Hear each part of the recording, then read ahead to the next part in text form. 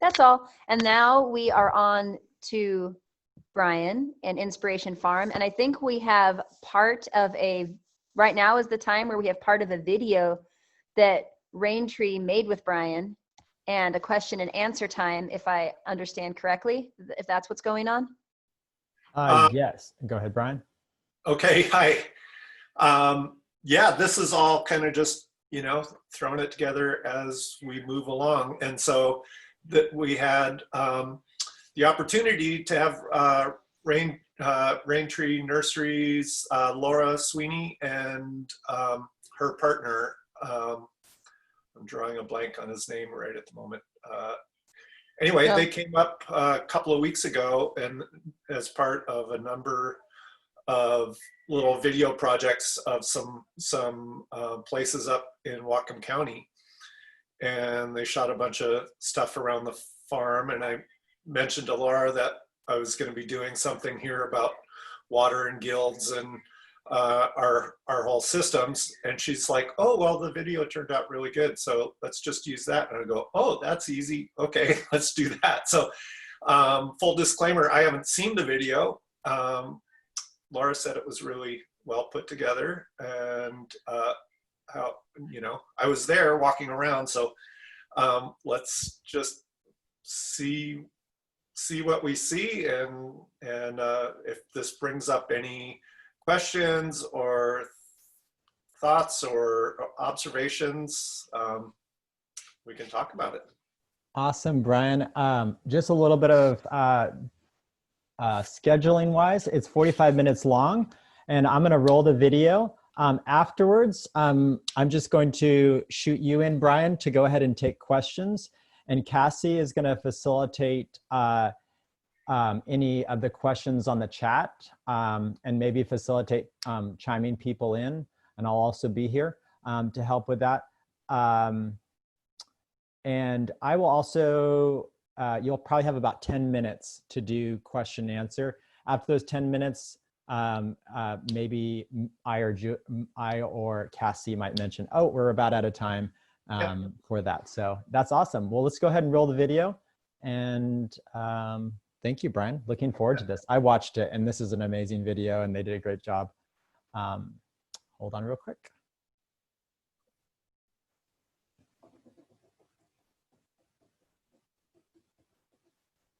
And I guess I say if anybody has questions as we're going along, just put it in the chat and or make a note, and we'll come back to it. That's awesome. Here we go. Hey folks, it's Laura Sweeney with Raintree Nursery, and today we are at the beautiful Inspiration Farm of Brian Kerkvliet, a good friend of mine for many years. Yes, my gosh, yes, long it's been a time. while. Yeah, we're longtime members of the permaculture community here in the Pacific Northwest. And tell us a little bit about how you got here, what this beautiful spot is about. Oh, thanks for coming. Thanks for being able to share what we have to offer to a wider community.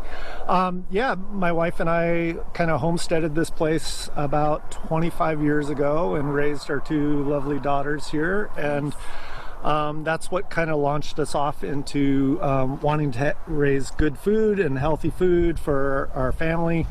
And that brought us to permaculture some 20 years ago. And originally we bought the property. We were both artists, so I'm a glass blowing artist and my wife does jewelry art.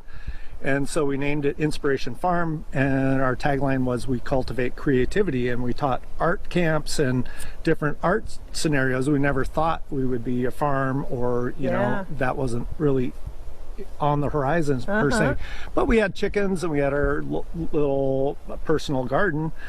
And then once we took some permaculture design courses, and one thing led to the next, and we go, oh my god, we got an amazing location, our context is really perfect for raising animals, putting in food for us, all these things. And so over the years we've developed the property, working with our annual seasons, the water flow, the nutrient flow, integrating animals into the system for to help with fertility and pest management, all those kind of things. Let animals do what animals do best, and you know, share their abundance. while they live a good lifestyle. Absolutely. So, and they only have one bad day, right? That's it. One bad day. Yeah, we've really enjoyed it, and I like to, you know, it's constantly evolving because, you know, permaculture is a dynamic sport, so to speak. You're constantly observing and interacting and making little tweaks to the system to optimize its production, and diversity. And as things change, you know, as things grow, they get taller, they create shade, you get to deal with that. And conversely, as things fade, then you have more open spaces and you have to fill those. Or there's successes or failures or, you know, all these things. The dog digs out something, you just plant it, whatever. You're just, you know, adapt and change. Right. So over the years, we've developed the property to pretty much be self-reliant on water. So we have 13 swales and 5 ponds within the whole system that all move water across the landscape and slow spread and sink our nutrient and water load through our annual beds and all our perennial systems. And most of our animals are upslope, so that nutrient load flows and passively gets distributed downslope as that water moves through the system. Right. We have done a wide range of things over the years, from annual crops to all kinds of perennial tree crops, which is the direction we're more moving towards. Agroforestry systems, nut trees, fruit trees, berry bushes, all these perennial. Yeah, because as you get older, you kind of want the fruit to come to you. Yep. Right. Pretty much get it in place, let it go the distance. Yep. So some of these trees will live hundreds of years, you know, outlive me, and my great grandkids will be picking pine nuts off the. Isn't it funny how kids can bring you into a system like this? Because that's exactly how it was for me too. Yep. I wanted my kids to be able to like forage in the yard. Yep. And then I discovered permaculture and went, oh my gosh, it could forage and be a food forest and make cottage industry stuff, and the sky's the limit, right? Yeah, and there's all these like key point little crops, the entry layer crops, like for us the kids, peas, you know, or carrots, like pull it out of the ground, or a raspberry or a blueberry. Purple like cauliflower is it for my, one of my boys. It's like, oh my God, I could just walk out the door and I know where they are, and just off the bush, right in the mouth, you know? Power to a child, and just to give some shout out, like both our kids are amazing. My eldest daughter turned out to be a culinary artist and a nutrition specialist. So she does nutrition counseling for people. And then our youngest daughter is very into animals and works with horses, and they both did 4-H with goats and other things through the years. So growing up on a farm teaches you so much more than just nature. Is like responsibility and attention to detail and looking, you know, observe and interact, all those things. So excited to see all the things you have done here. Yeah, we have a lot to show. If you want to look around, we can show you all kinds of little tidbits. Yeah. Okay, let's go. All right. Now look at this. My gosh, these are beautiful. What is this? I mean, I know it's a grape, but what kind of grape? Yeah, these are Pinot Noir wine grapes, and we grow a number of different wine varieties, but the Pinots do particularly well here, even though we're really close to the Canadian border. Well, I know, I was going to... 20 miles from the Canadian border. I mean, like northern tier. Yep. Pinot Noir grapes. Yep. Part of it is microclimate, and part of it is just siting and orientating your grapes so they have good frost drainage and good air circulation.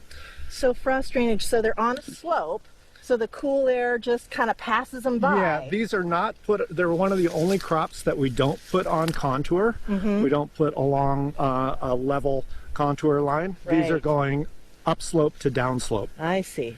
So on a hill, like the contour would be, things would pile up against the contour. Yeah. Versus a downslope, if you've got the hill, it actually slides straight down. Yep. And that's how the cool air can just slide right past them. Yep. And not pool and make them cold, right? Yep. Got it. Okay.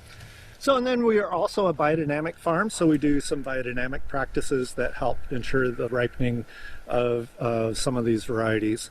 So we use equisetum tea, which is horsetail tea, and that is very high in silica, so it helps stave off powdery mildew and any of the other fungal issues that grapes can have. Especially around here. Yeah. Because we have a lot of wet, cool, exactly, kind of kind of moist dewy all day, evenings. walk-in facial kind of thing, right? Yep. Yes. And then we also put on horn silica, which is a field spray that helps increase solar activity and photosynthesis in the leaves and the fruit, and that helps our early ripening. Perfect. Yeah. Awesome. Yeah, so you have like 3 or 4 different kinds of wine grapes. Yeah, here, right? we have Segrebi and Madeline Angevine and Pinot Gris, and I think a couple of other ones. I forget the names right off. But. And these are just really simple trellises. There's nothing fancy here. I mean, it's just a post and a couple of wires. Yep, there's 2 main wires. Originally I had 3, so you can see there's 3 arms on these. Here's the main trunk. Oh wow, that's right? been there for a while. And then here's one set. Actually, that just goes one direction. But here, I will probably end up pruning this off because I'm going more towards a 2-wire system. So there's 2 cardones there, and then 2 more up there. And then these lower ones, you know, they're still pretty productive down in the... And you don't fuss with taking off a bunch of leaves or anything like that to get everything to I do ripen on. somewhat, but you know, we're permaculture. We kind of practice tolerance and minimal involvement as much as possible. And you still get a good yield. Yep. Right. Exactly. And it's not super fussy practices. Exactly. Wow, so this is a beautiful piece of work. This is like a hedgerow, but it's also a windbreak, right? Yep. Because this is west, and this is where most of your wind and especially the cold stuff. Exactly. Yeah. No, this is all you know, all about design, putting design into function. And we determined that our prevailing winds through most of the growing season come from the southwest, and that was desiccating and kind of harshing out all our annual crops, which are on the other side of this. And this happened to be right along our swale line, which is what's harvesting water and stuff throughout the winter months. And so we decided we didn't want to put a super productive series of species in here. We wanted a very fast growing succession of species where we could get that windbreak up quickly and start providing the functionality that we designed it for. And so what we did to expedite that windbreak succession was we planted 3 things all on the same day. On the other side of these willows here, we planted Jerusalem artichokes fairly densely, and those got 10 feet tall in the first year and provided that windbreak we were looking for. And then the same day we planted willow whip stakes, live staking, at like 1 to 2 foot intervals. And that's just like a stick, right? It's That's like just a 3 foot tall prune stick. off a stick and stuff it in the ground. I love willows for that. That is easy planting. So we just bump, stuck those on down the line. And then we also planted, these are American bush hazels. So these are a hazelnut bush that only really get about maybe 15 feet tall at the tallest. And they're very flexible, so you can pull them down to harvest. But they're much slower growing. And so by planting those 3 species all at the same day, we got wind block year 1. Year 2 and 3, we started getting that willow wind block. We're at like year 4 or 5, and what we've done is we've pollarded, which means cutting the willows down at like waist height, and then it shoots up a whole big spray. And we'll look at that a little closer here in a bit. But by the time these filberts get mature and up to a windbreak size, it might be 10 years or so. But by that time, we can chop out all the rest of the stuff. Yeah, and you've been harvesting things since the first year in the ground. Exactly. And I noticed that you've picked varieties that will withstand a lot of water. Oh yeah. And being right on a swale line, I mean, they're going to have wet feet for what, like 8 months of the year? Well, 3 to 4, depends on the year. You know, it's mostly the winter months. Yeah, but So, I mean, they're going to be pretty wet, right? So yeah, you but don't they can have to- tolerate it, love it, and they grow faster that way. And they get the nutrient flow as well. So, and what's beautiful about this is all of these young spray, this is all 1-year whips. These are perfect for basket making. They're very flexible. They hold a nice color. for basket and furniture making. So this is an additional yield that we can get off of this system. Yes. And I know that I see some people use like curly willows, and then they have a little bit of something to sell to local flower arrangers. Yeah. So little tiny bits of income all over the system, either for you or for somebody else. It's really nice. And in addition, willow is a very fast dynamic accumulator. It just has a lot of biomass, puts down a nice leaf litter. There's a lot of chop and drop wood that composts down very quickly and turns into good soil. Right, and all of those roots, when you're cutting, you're constantly causing that pulsing of root growth and then death and adding all that good organic matter to, I mean, it just is, it's so much easier to let the plant put it under the soil and have to add it to the top all the time, right? So yes, I want to see the backside. Yeah, let's show you. Let's go around there.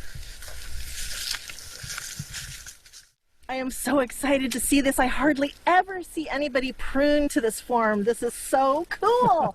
So this is a pollard.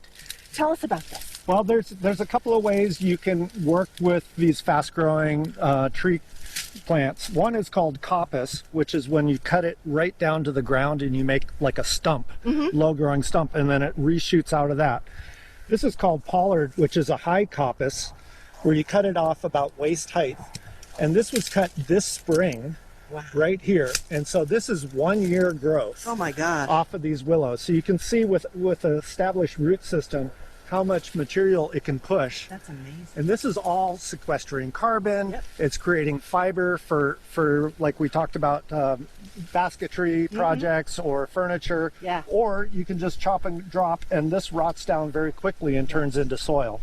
So this is establishing essentially building, soil on top of this swale berm as we're going along.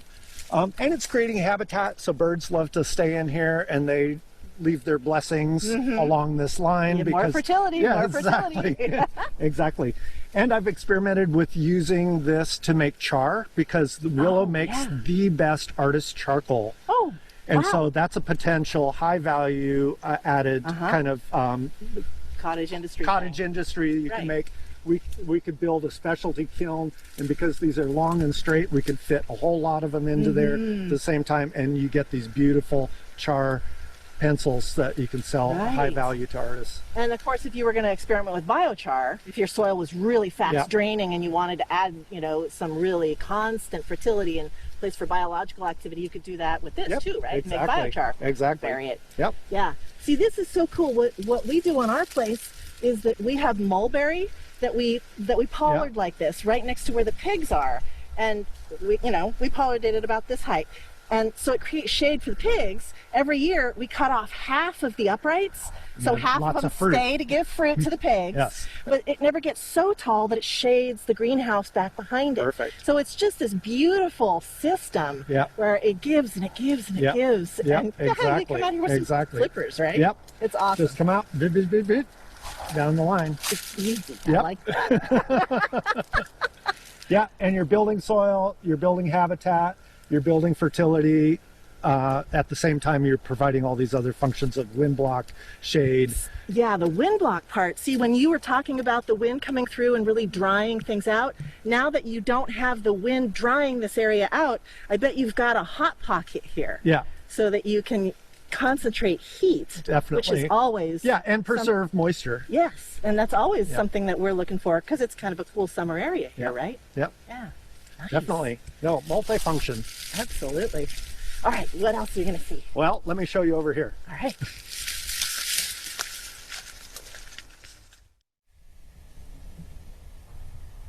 Okay, Brian, this is kind of interesting. Sculpture-wise, what is this? Well, everybody's got dead heads laying around, right? Yeah. So what are you going to do with all those dead heads? Use them as sculpture? Get a handle on it. Wait a minute. No, are you telling me you're actually growing handles on these tools? These are tools? This is nature's slow and steady response to replacing my tool inventory. Oh, so yes, I am growing handles on these deadheads, so they will have a new lease on life. That is crazy. crazy. What a great idea. Because, I mean, they're going to just grow and swell and perfectly fit these, right? Yep.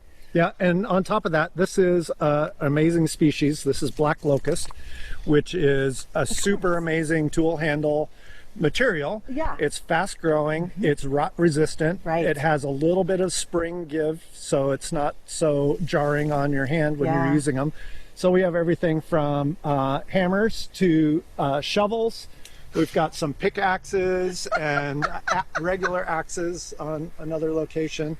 And I find it takes about 3 to 4 years before the crop is ready. And do they last? I mean, Oh, yeah. are they really as good as they sound like they would be? They're tighter than anything you can whittle and show in there and throw a wedge in and da-da-da. You know, it's going That is amazing. to go the distance. Okay, I have to say this is my favorite thing so far. I've never seen a crop like that. We strive to entertain and be functional. Absolutely. Well, you know, I'm looking over here and I'm seeing something a little bit more traditional, but also something that's taken a few years to develop. What is over here? Let's go see our nut forest. Oh, yes. Wow, these are lovely.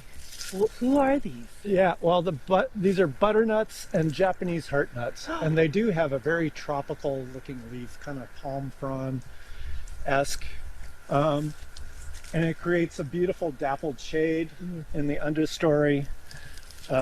These are fairly young. They'll get quite a bit larger, and I will probably end up thinning some of these out as they start maturing a little bit larger. So again, that's kind of the fast track succession strategy. Densely plant and plan for thinning and stuff as they mature. Right, because then you have shade, which keeps down some of the things that want to infiltrate into and would cover, like the blackberries that we fight with. Yep, right? exactly. Like this whole area, the fence line is just beyond there, and we had blackberries all the way out like 50 feet from the fence line. Yeah. And so we pushed the blackberries back, planted in these trees, kind of kept the blackberries at bay for a couple of years, but now we have canopy cover, and that is keeping the blackberries at bay.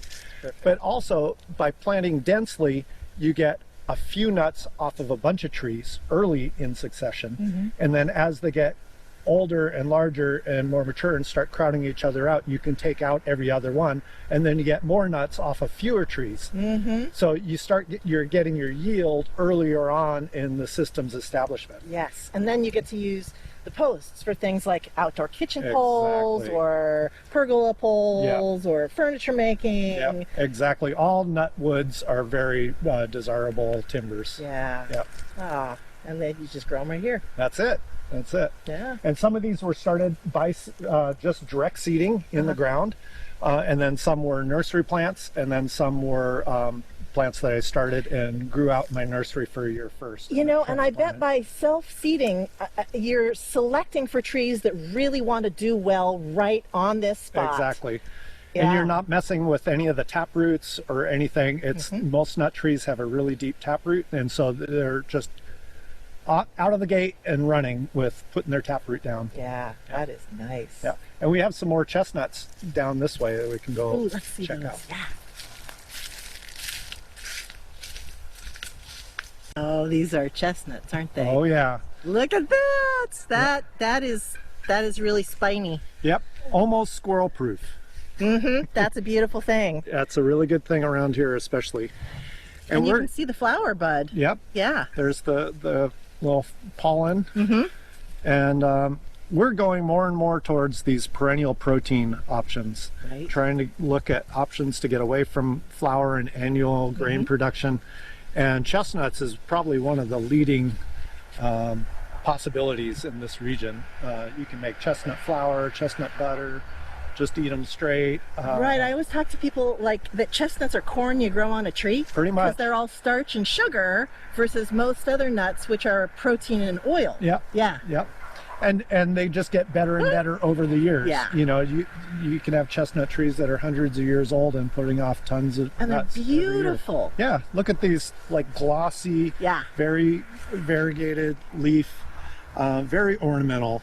and they're statuesque. They just, I don't know, there's just something about a chestnut grove. And then over here you've got English walnuts, right? Yep.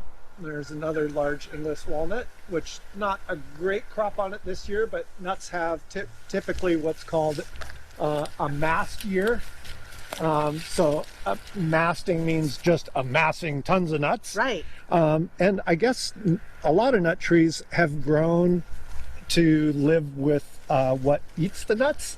Oh, and so sure. it's like feast or famine. So the squirrel population grows, and then the nut tree decides too many squirrels, and it doesn't produce a lot of nuts. And then the squirrels have a famine, Yeah. and they die off. And then the next year, the nut tree goes, boom, and we're going to put on a whole bunch of nuts. So some of them get germinated and they procreate Oh, that themselves. makes sense. Now, I have heard that chestnuts don't have those off and on years, that they almost always produce a really nice crop every year. Generally do you speaking, find that to be true? Yep, and it does depend on what they have to cross-pollinate with, because they do want neighbors to cross with, whereas the walnuts are pretty self-fertile. Oh, yeah, right. Yeah. That makes sense. Yeah. Makes sense. All right. So, what is this thing here? This is a pine nut cone. You ever eaten pine nuts like in pesto or Yes, in right. Caesar salad Yes. or anything like that? Right. Well, this is an Italian stone pine. So it makes a pine cone that has 2 nuts per petal Oh. of these cones. Uh-huh. And those 2 little nuts just sit in there. And when I pick this cone, which it takes 3 years from when this cone first starts developing to when it's ripe. But it's a pretty good sized cone. Yeah. And ideally you pick this cone when it's ripe, it's kind of brown, but it hasn't opened up yet. And then So it's like totally smooth still? it's totally smooth, well, smooth as a pine cone can be. Right. But the petals haven't opened up. Mm-hmm. And then I just let it sit in a warm room for a few days, and it popped. And all these petals opened up. And then those nuts, you can kind of just shake them out Oh, wow. like that. And out of this one cone, we got 125 nuts. And then these are still not edible like that. Okay. There's a shell. All And right. you can see how thick that shell is Yeah. on there. But there is that sweet, piney, lovely pine nut inside of there. And so you can crack these Yeah. if you're careful with a cracker or a vise or something. If you go too hard, you'll just have Mush it. nut butter. Yes. But they're delicious, and they can grow here in zone 8A. There's other varieties that'll go even as low as zone 6. Wow. And that's like the Korean stone pine or the Siberian stone pine. So, is this an Italian stone This is pine? an Italian stone pine, Pinus pinea, and also known as umbrella pine. So it'll go up and make a canopy, not go up conical. Yeah. So it ends up looking it's- almost tall, like wide. an umbrella. Yeah, see, it's already kind of going flat top and kind of wide on there. So it's, in that sense, it's easier to harvest. It's not a super tall tree. Yes. And it makes a nice shade canopy underneath it. But it will live for 700 or 800 years in the proper environment. And Amazing. it started producing cones for us like in year 15. So it's not like quick, but it's long. But it's beautiful. And it's beautiful. And it just lasts for in the landscape. You can harvest it or not, Yeah. depending on what you Yeah. need. Oh. And this is another one of those perennial proteins. It's, you know, as far as like a high value crop, I don't think you can get too much higher than pine nuts. Right. And then in the wintertime, you can stick peanut butter and seeds Yeah. and feed the birds. There you go. and- There you go. Yeah, all Yep. kinds of fun stuff. Wow, that is really nice. Yeah, we're excited about them. We have all kinds of different pine nuts planted throughout the property, but this one's the most mature and has been producing yields. And we start seeds, new trees from these seeds as well. Perfect. Yeah, the cycle continues. Yes. Well, bless my soul. I think that this is a solar dehydrator, right? You bet. Oh, this is, I want to make one of these at home. This is such a cool thing. All right.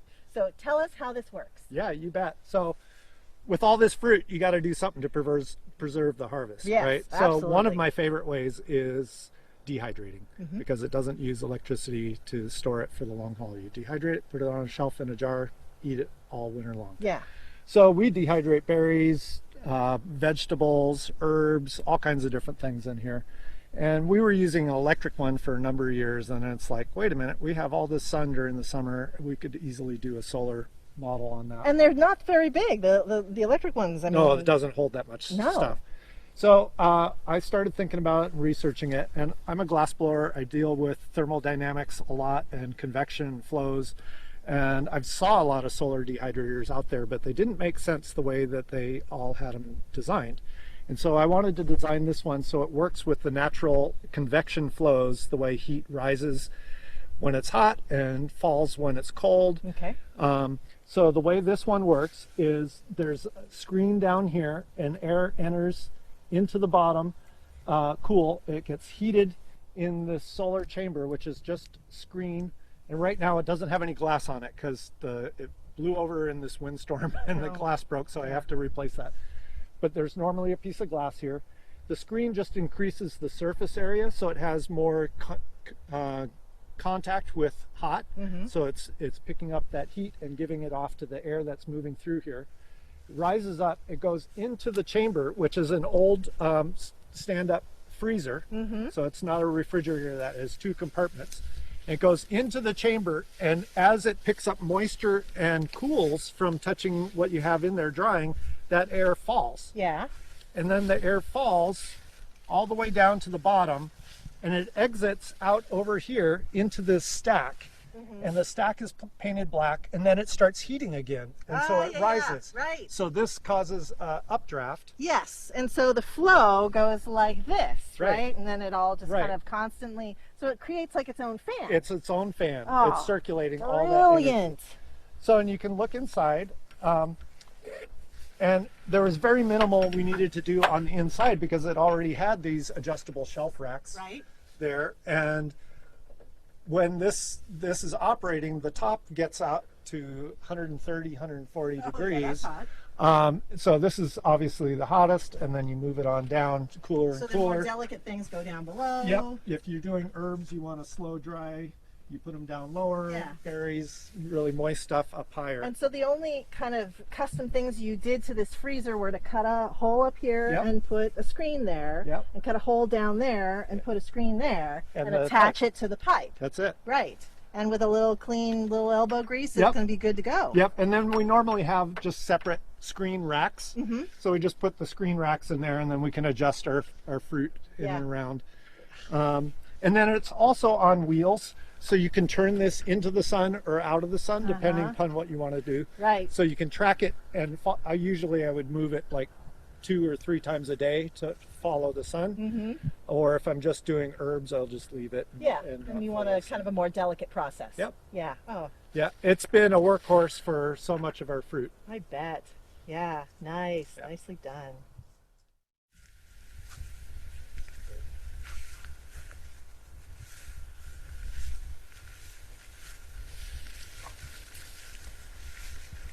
This is one of the most beautiful examples of a swale system that I have ever seen. This is so gorgeous. Tell us how this works. Well, it's multifunctionality. So swales in general are meant to hold, slow, spread, and sink water across the landscape. So if you picture a topographic map, those contour lines that wrap around a hillside, that's what a swale is. It's a ditch totally on contour, dead level.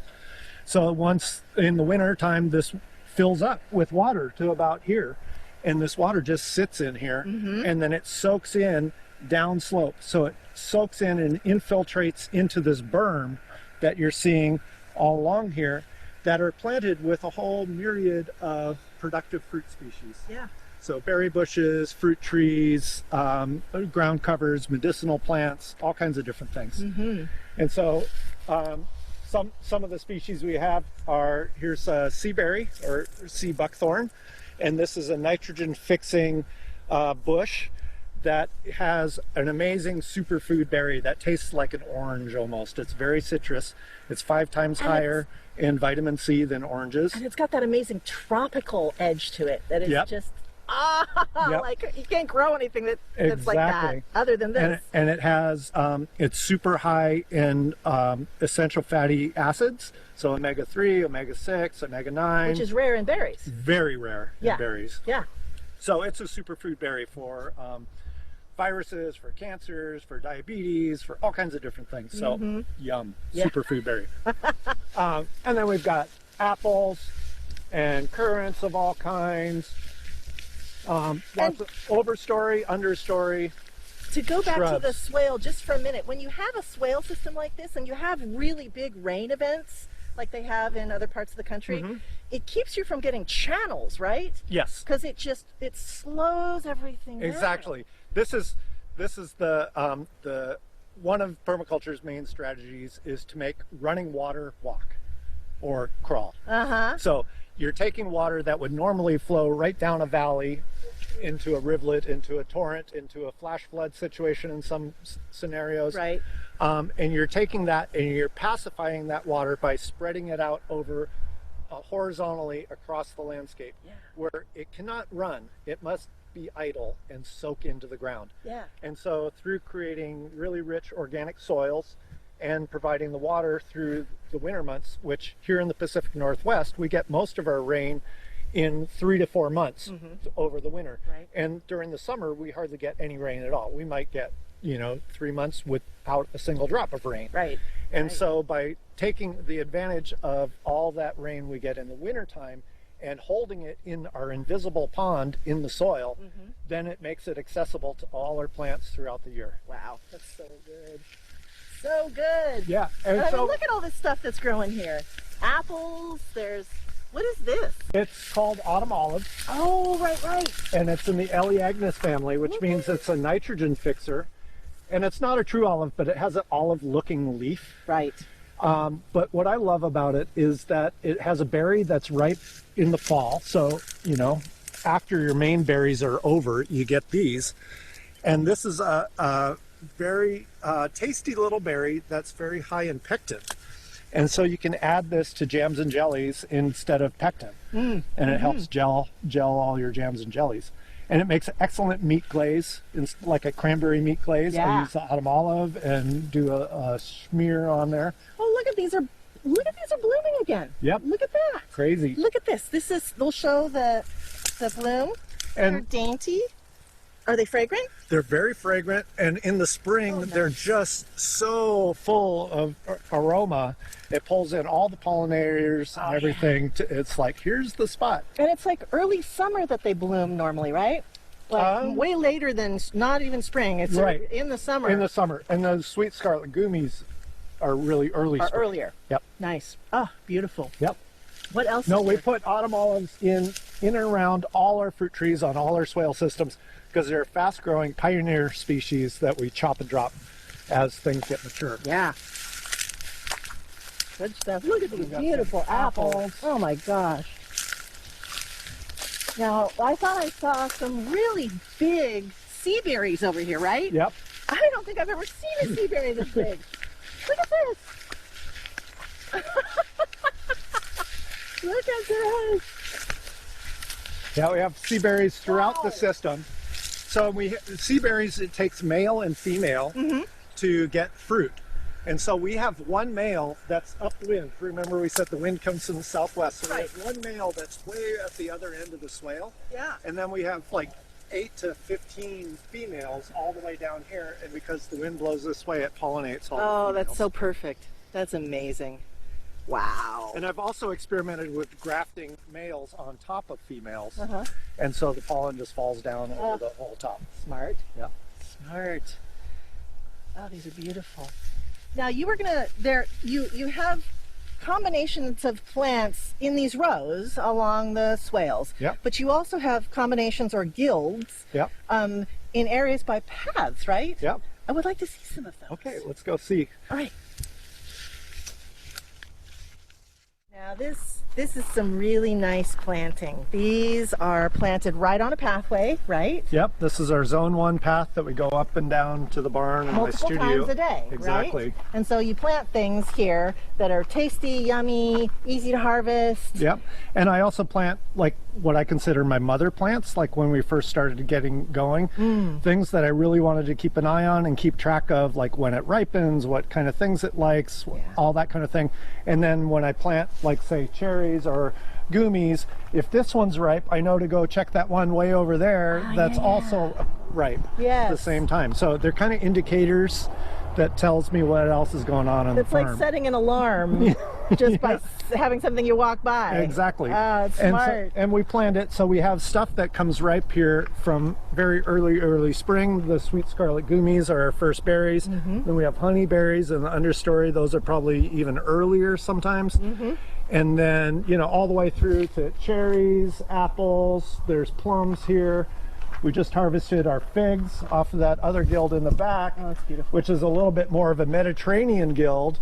It's hot, dry, really rocky over there next to the building. And so we did our fig there, and then we have sage, understory, and rock rose, kind of all as companion plants. Because all of the sun bouncing off that structure is going to be hot.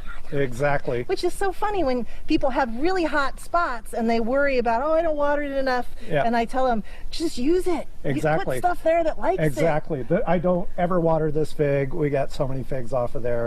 And it's protected by the building from, in the wintertime, we have really severe northeast winds. That's right. That come out of the Fraser Valley. Right. So it's totally wind blocked by the building from the northeaster. And then it gets the southwest sun. That's so perfect. Yeah. Smart. So Smart microclimates. Design. Yes.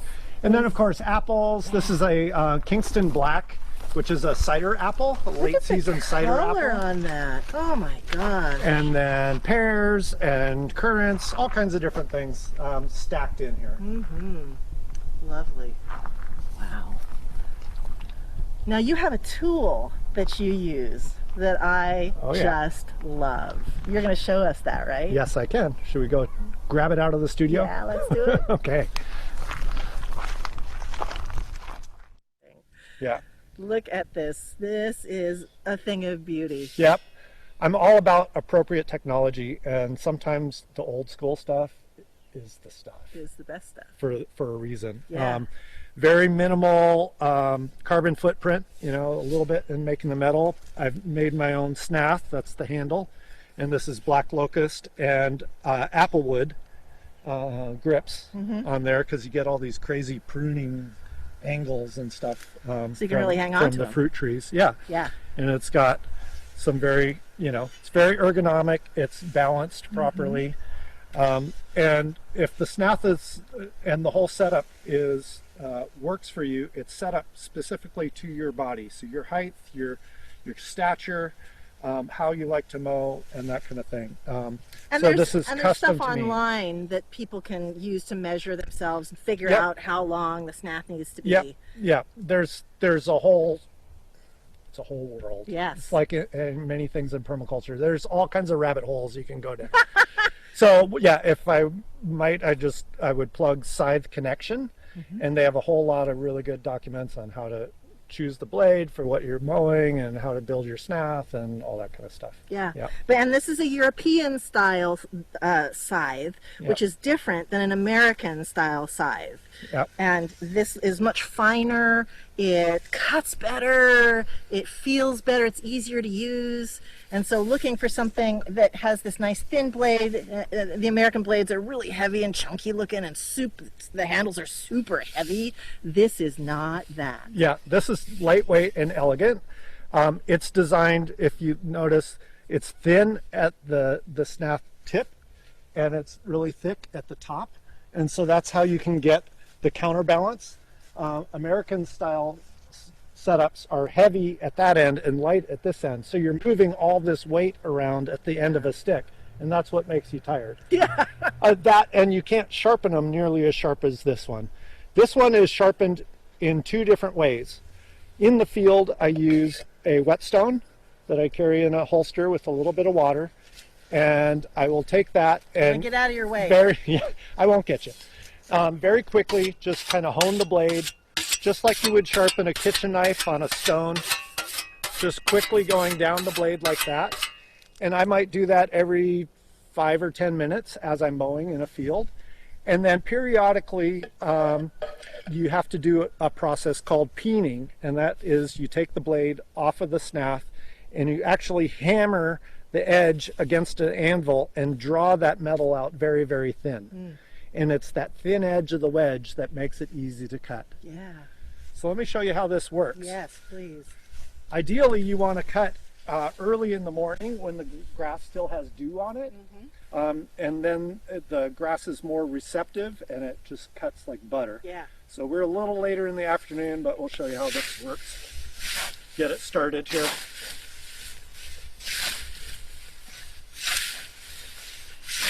That is so gorgeous. So usually you get a path going and then you're just advancing into that path little by little.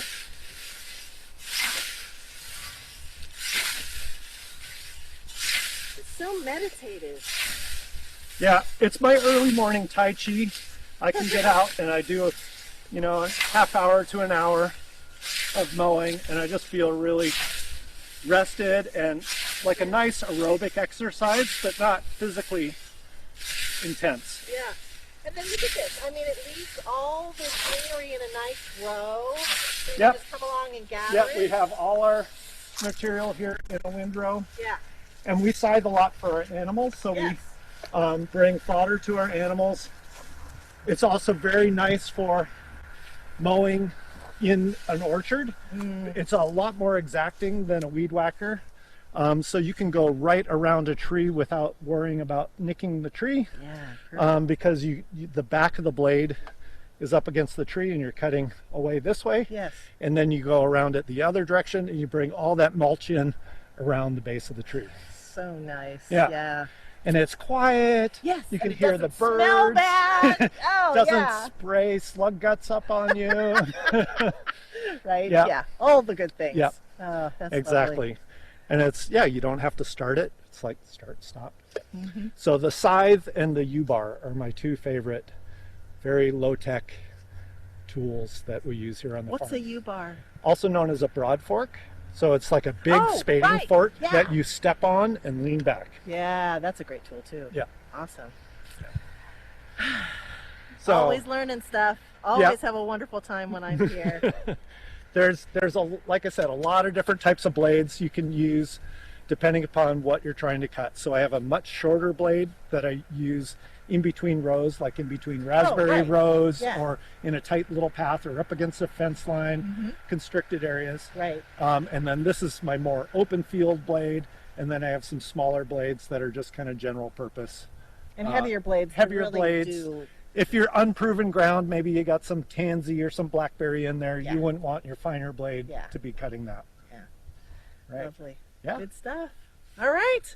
Well, we'll let you get back to it. You're obviously a busy guy, Oh yeah, lots of grass to cut. It never stops growing. right? That's so true. So thank you for joining us. We'll see you next time from Raintree Nursery. That was really awesome, Brian. Thank you so much. And also I want to plug Raintree Nursery. They're a longtime supporter of the Northwest Permaculture Convergence, for sharing that. And before we take questions, I wanted just to do a really quick thing that I've actually forgotten to do thus far. I don't know that we've had any people that needed this, but we are doing love offerings for all of our presenters. None of our all of our presenters will have, if they want to, a way to support them. And so Brian has, and also Brian's gonna be teaching a scythe class. So if you got excited about that, it's a nice little sneak preview of the scythe class.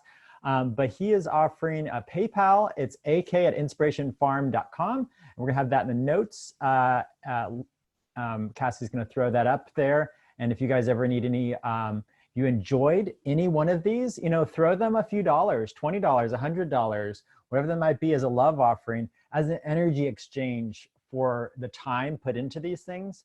And as someone who's developed systems, it's nice over time to get an energy back in so many beautiful ways. And that abundance flows. So this abundance that Brian has, and it's beautiful, beautiful presentation, as a person who has planted a lot of swales and restored land, it's really cool to see something that has some maturity on it. And thank you for sharing, Brian. I'm going to start out the questions. I come up with a question. I saw a lot of cool plants that you planted on swales. Did you have any space in there that you felt like was, when you found the land, was already kind of in a degenerative state, lost topsoil and such?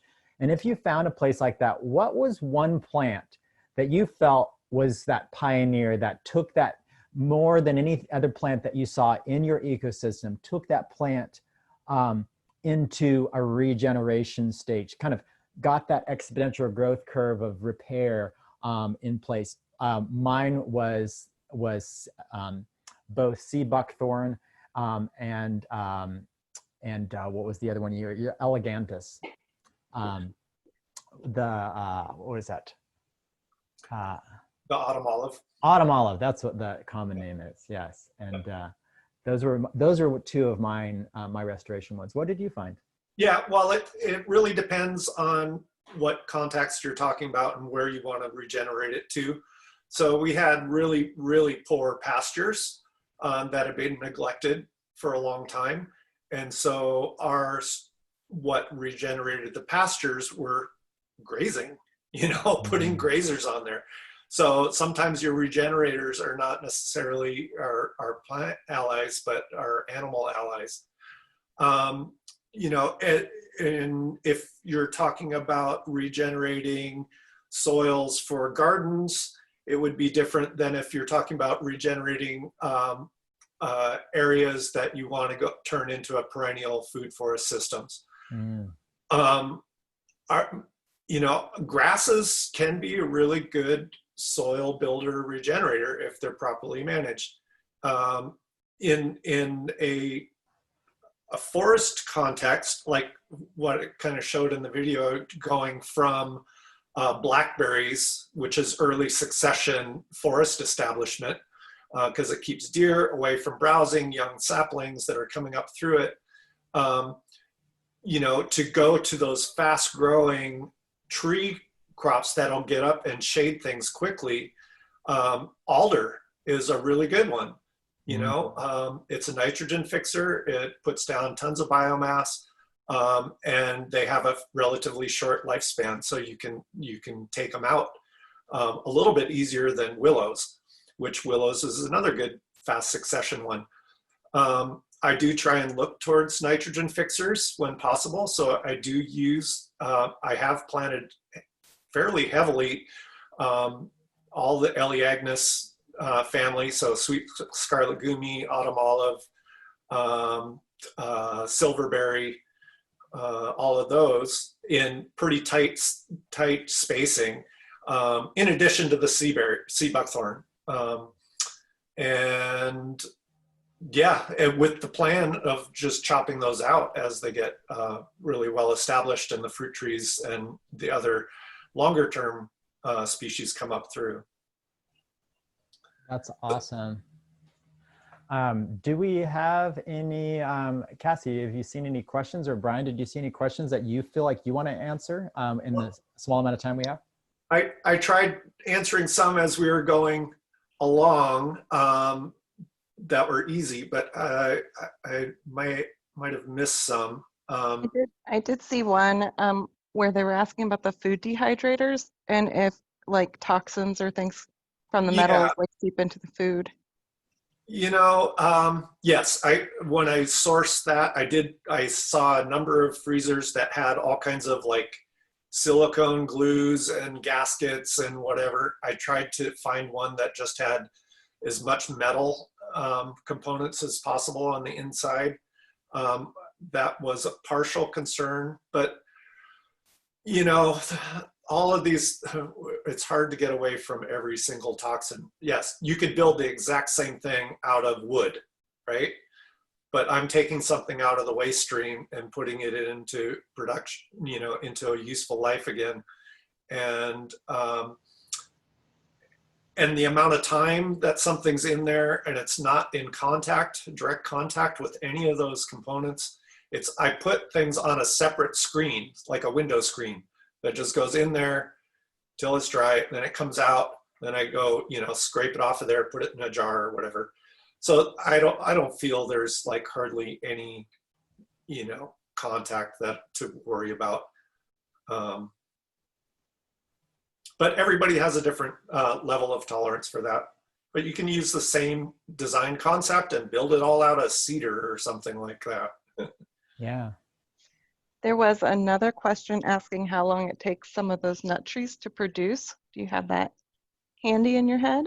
Yeah, so it all varies. So the quickest nut to produce are going to be filberts, hazelnuts.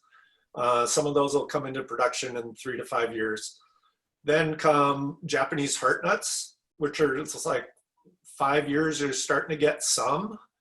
And then, you know, then you go, you know, it kind of bumps up to 8 to 10 years for chestnuts and walnuts. You might be starting to get a few in the 10-year mark. The pine nuts, that one pine nut we were standing in front of, that one's 20 years old. It took like 15, I think I got one cone, year 15 or 16, something like that.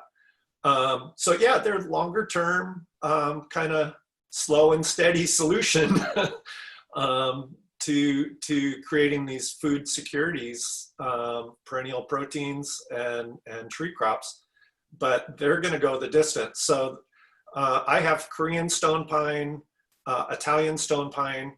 So there was a question about zones and the pine nuts, I think.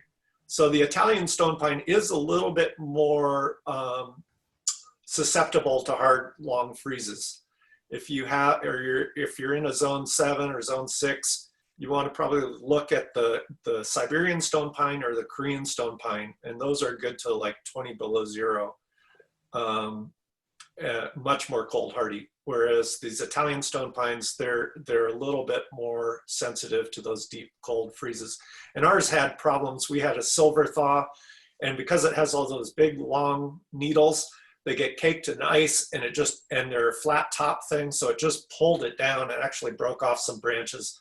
So it's susceptible to snow and silver thaw type scenarios. Hmm. And someone just asked, have you tried any edible oaks?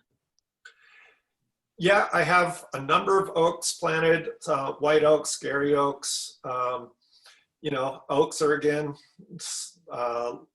they're not really common around here. I mean, there are some, and they do take a long time to grow. So I've got them in my system, but we haven't been harvesting them for food yet. I do harvest some. I am getting some acorns, and a lot of my early nut trees, I'm just taking those nuts. I might sample 1 or 2, but I'm mostly planting them in my nursery and trying to get more nut trees established. One thing, not a necessarily question for you, Brian, but just a statement about this video. I'm not sure if we'll be able to share it as Northwest Permaculture Convergence, but I do know that Raintree will be posting it on their YouTube channel. And so that is a place that you can see it in the future. And as far as I know, it will be within the next month or 2. That I currently have their files, so they can't really post it until I give those back. So, yeah. And as I understand it, they're going to break those down into little segments. So it's not going to be one continuous thing. It'll be like each little part. That's awesome. One thing I really appreciate about your presentation, Brian, is and also you in answering my question, and it's a concept within permaculture. We've surveyed some people here, and there's a lot of new people in permaculture, and I appreciate your answer is it depends. And observation is super important. One observation, which people who've taken my earthworks courses and know how animated I get, you touched on it when you answered my question. That's the idea of blackberries. My #1 question from people coming to my early earthworks courses or introductory to earthworks courses or even my advanced earthworks courses, everyone cringes when someone new asks the question, how do I get rid of blackberries? Yeah. And it's my #1 question in the Northwest. And I was new to the Northwest when I started teaching earthworks up there and food forest, large scale development. And I was just shocked. I was like, well, no, I actually planted blackberries in my swales, you know, and I also transplanted any blackberries that were native into my swales. And what are you going to do if your swale gets covered with blackberries? I said, that's the place when nature, it's nature's pathway into that abundant regeneration, because it does a lot of things. It stores organic matter that blows in because those thorns, and it also creates protection. And people are like, well, how are you going to go ahead in that following years and plant the trees? I say, just push aside the thorns and put the tree right there in the middle of the blackberries. Because I find some of the most heritage trees I buy, and I spend a lot of money on the heritage trees, they get attacked by the deer first for some strange reason, probably their nutrient density and their ability to assimilate goodness. But, you know, the Lowe's and Home Depot trees, the deer just pass those up, you know. And another secret, if people want cheaper trees, is go to Home Depot or Tractor Supply right after the first frost. And they have all the frostbitten trees, and they just offer them $1 a piece for the whole lot. And you can get some cheaper trees to kind of hold you over and get that system started. And then once you get your system stabilized, then you go to Raintree and get yourself some of the best trees, you know. So blackberries, thank you for supporting me. I'll just send everybody to your place. Just go talk to Brian, go see his blackberries. Because a lot of people will heckle me and be like, well, you're in Oklahoma, that's why. I'm like, well, I think it's true here. Blackberries, there's no evil thing in nature. Some things are just out of place. I would tie on to that and say, like, some of the richest soil I've ever seen is when I push back a blackberry hedgerow, and that stuff is so pumping with life and rich, like you can shove your hand just down in there. Yeah. And then on the other side, if you do want to get rid of them, and you can do that through shade, or we've also successfully done it with pigs. So you just like circle it with an electric wire and put your pigs in there and work with them a bit. You have to get rid of the vines, the canes, manually somehow. But the pigs will go after the roots, and they will not come back. Yes. And before long, especially this is really only a solution for food foresting, but once you start getting canopy, they grow ever so slowly and pretty much stop growing, and they just grow on the edges. But yes, if you're converting a pasture, pigs are definitely the way. Goats do a great job too at getting those down. We are out of time. Thank you, Brian, so much. This has been amazing. And we look forward to your next one, and look at the schedule for that.